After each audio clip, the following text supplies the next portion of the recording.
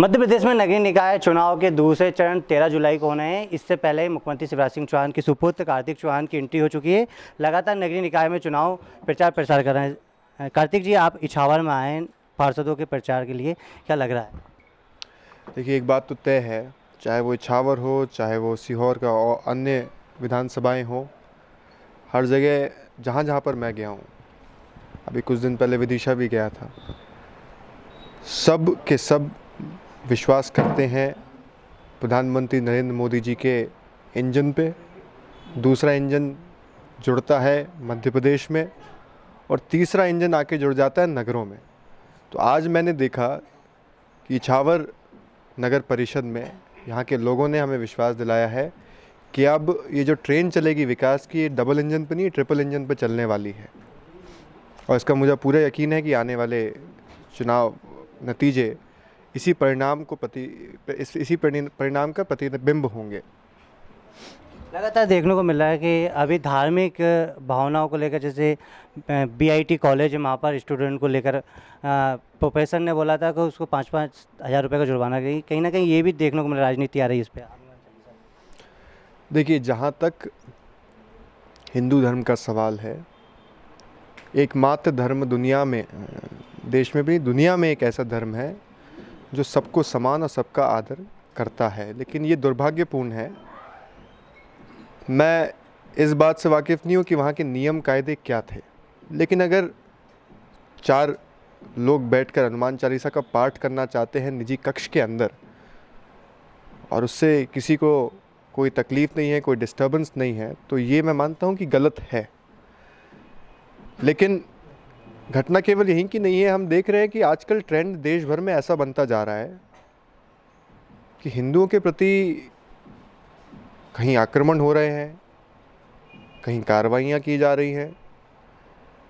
इससे दिल में ठेस ज़रूर पहुंचता है कि अगर पूरी दुनिया में आप देखें, एकमात्र हिंदुस्तान और नेपाल ऐसे देश हैं जहां पर हिंदू बहुतायत में रहते हैं, और अगर हमारे देश में भी हम पर ऐसे जुर्म होंगे तो मैं मानता हूँ कि इससे बड़े दुर्भाग्य की बात नहीं है।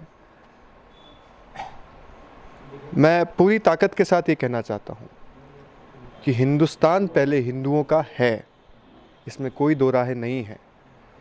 अगर ये देश आज सेक्युलर भी है तो उसके पीछे कारण भी हिंदू धर्म है, क्योंकि हिंदू धर्म ही हमें सारी चीज़, सबका सम्मान करना सिखाता है। अगर इसी वृक्ष को अगर आप काट देंगे तो और कोई नहीं बचेगा इस देश में। कार्तिक जी, कमलनाथ जी जहाँ जहाँ जा रहे हैं वो ये कह रहा है कि 15 महीने के बाद हमारी सरकार आने वाली है, और जो अधिकारी तमाम उनको मंच से वो कह रहा है कि आप संभल के रहिए।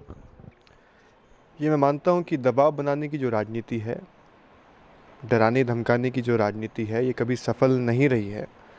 मैं उन्हीं अधिकारियों को कहना चाहूँगा कि आपको दिखना चाहिए तो केवल एक चीज़, आप ने अगर यूपीएससी एमपीपीएससी पास करके अगर आप अधिकारी बने तो जनता की सेवा के लिए, किसी से डरने के लिए नहीं। और जनता की सेवा अगर आप करें तो सीना ठोक के करिए, दुनिया में कोई आपको डरा नहीं सकता। सर उठाकर जनता के बीच जाइए।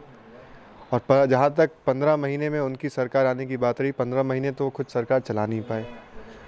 अब आगे कि 15 महीने कि वो सपने ज़रूर देख रहे हैं, लेकिन उनके पास नेतृत्व नहीं है। कमलनाथ जी लीडर अच्छे हैं, लेकिन पार्टी में कार्यकर्ता उनके पास कोई नहीं है। और उनके ऊपर के जो उनका केंद्रीय नेतृत्व, राष्ट्रीय नेतृत्व तो होना चाहिए, वो तो पता नहीं कभी ईडी के चक्कर लगा रहा है, कभी किसी उसमें फंसा हुआ है, कभी नेशनल हेराल्ड में फंसा हुआ है। तो मैं मानता हूँ कि वो उस ट्रेन में सफ़र कर रहे हैं जिसके इंजन गायब है। बताया जाता है कि अशोकनगर इछावर में मुख्यमंत्री नहीं जाते हैं, लेकिन आपके पिताजी तो आए नहीं, मगर आप यहाँ प्रचार प्रसार करने आए। तो मैं मुख्यमंत्री थोड़ी हूँ भाई। मैं तो, आपके पिताजी ने क्या आपको भेज दिया यहाँ प्रचार के लिए? क्योंकि मुख्यमंत्री है, ये हमारा गृह जिला है, तो हमें कोई यहाँ पे भेजता नहीं है। ना पिताजी ने कुछ बोला है मुझे, यहाँ के मेरे कार्यकर्ता भाइयों ने बुलाया है, यहाँ की जनता ने बुलाया है, मैं उनके कहने पर आया हूँ। और जहाँ तक पिताजी का सवाल है, तो वो पिछली बार मतलब गए थे प्रचार करने, और ऐसे जनता जहाँ बुलाती है वहाँ हम जाते हैं, हम अंधविश्वास में नहीं रखते हुए। तो ये हमारे साथ कार्तिक चौहान, जो लगातार नगरीय निकाय चुनाव में प्रचार प्रसार कर रहा है। एबीपी न्यूज़ के लिए सीहोर से नितिन ठाकुर की रिपोर्ट।